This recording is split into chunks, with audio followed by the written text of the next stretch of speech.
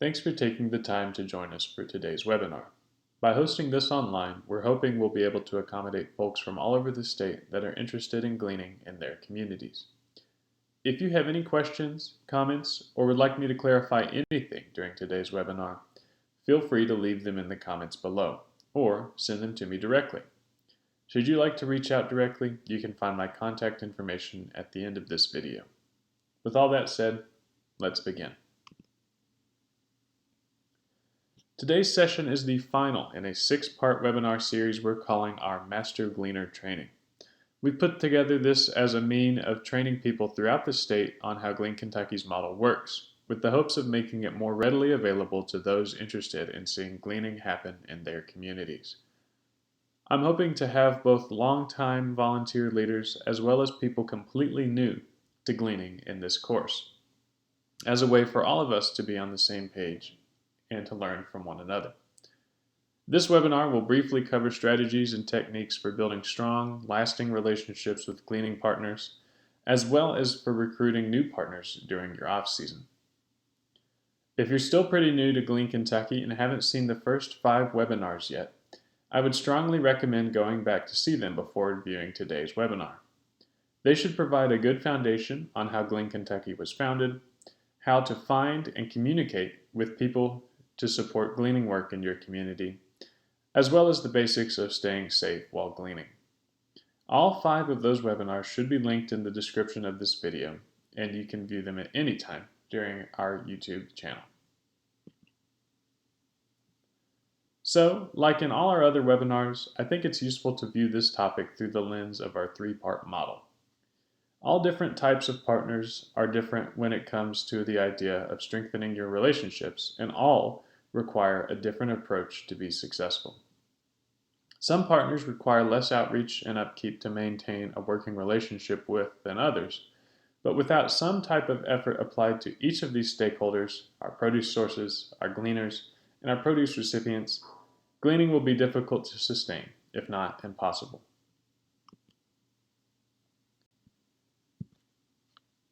Though there are strategies better for applying to specific types of partners, a few general ideas are good to know. The conventional wisdom is the same when you're talking about volunteers as it is when a business talks about their customers. It's much easier to maintain and grow a relationship with an existing one than it is to find new ones. Making an effort to grow and strengthen relationships with existing volunteers pays off in the long run. The time between busy seasons is useful, but it can also be difficult to manage. This time gives you a great opportunity to shore up problems you've run into, as well as a chance to get out and make more connections in the community. That said, it can also give your partners enough space from you to lose interest in your work if they don't hear from you. Building relationships with produce sources relies heavily on providing a positive experience for whoever donates produce to your efforts. Making a good first impression the first time you glean with them is vital, as is making a good impression each time you visit them again. After you glean, it's great to send a quick email or make a quick phone call to the produce source letting them know how much you gleaned from them and where the produce ended up being delivered. This feeling of helping people makes a strong impact on produce donors and lets them know that you appreciate their generosity. If you're gleaning from a certain place frequently, it may not be right to call them after every glean, but a monthly check-in can go a long way. At the end of each year, we also work on a yearly summary of gleaning records to mail to each produce source, letting them know how much produce they donated over the course of the year. This summary allows them to write off their donation on their taxes should they choose to do so, but it also shows them an additional level of professionalism and appreciation. When it's time to get started up gleaning with a given source for the following year, these efforts will make it much easier to get things moving for another year. It's a good idea to reach out to your produce sources a little earlier than you expect you'll want to start gleaning, so that they'll know to be able to expect you and your gleaners for another season. Always at the heart of what we do, it's impossible to have a sustainable gleaning operation without strong connections with many volunteer gleaners. Though gleaners are arguably the most important element to gleaning, they can also be more difficult to retain than other partners.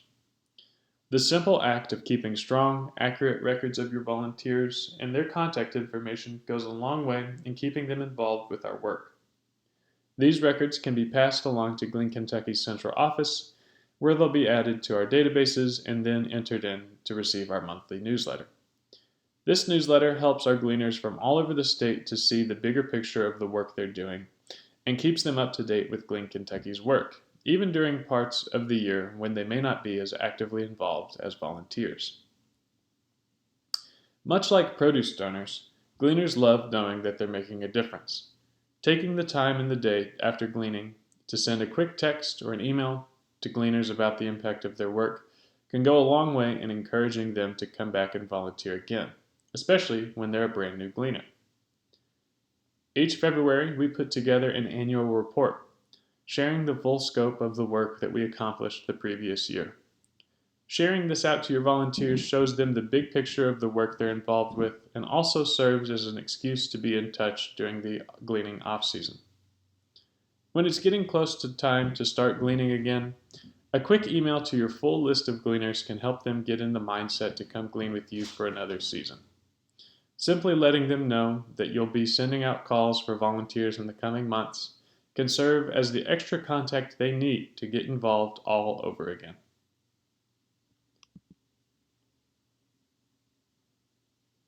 Of Glean Kentucky's 3 stakeholder types, recipient relationships may be the simplest to manage over the long term. That said, they still deserve close attention to ensure they're benefiting everyone involved. Ensuring your recipients are having a good experience when receiving produce goes a long way in making them a long-term partner. During the off-season, you may wish to check in with your recipient contacts to see how things look from their perspective. If you're able to accommodate their requests, maybe they want to receive produce on a different day, or they need to receive different types of produce than they're receiving, you'll be able to move toward a stronger relationship with them. Like sources and volunteers, it's always good to give your recipients a heads up before you start delivering to them again. An unexpected delivery of produce at the start of a new gleaning season can put them in a difficult spot if they haven't had a chance to prepare for it. First of all, after a busy season of gleaning, it's a great idea to take a little bit of much-deserved time off. When you've recharged a little bit, between gleaning seasons can be a good time to take a look at what you're doing and what needs tweaking for the following year. Perhaps you need to approach finding gleaners in a different way, or you need to make a change in the days that you get out to glean from a certain farm. Whatever changes you think you need to make, please don't hesitate to reach out to Glean Kentucky's central office if you need help or suggestions. This time is also well spent by looking for new partners, new gleaners, new recipients, and new produce sources. For more information on recruiting new partners, I'd strongly suggest viewing our 4th webinar about that very topic.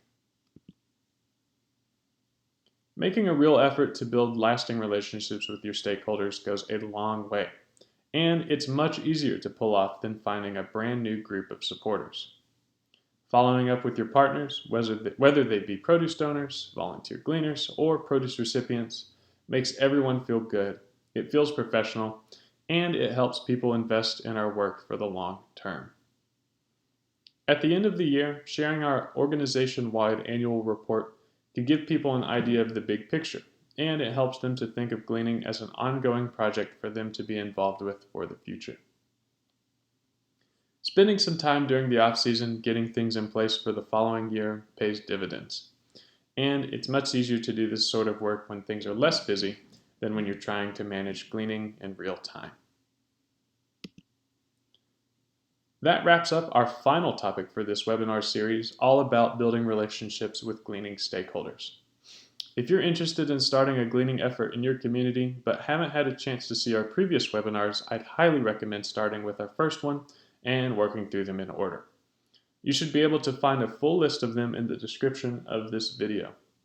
If you'd like to speak with me more about getting this work started in your community, or should you have any questions about the material I've covered today, don't hesitate to reach out to me and ask. I've left my contact information on the screen if there's anything you'd like to speak with me more about in depth. Otherwise, thank you for joining us for this webinar and for your interest in Glean Kentucky.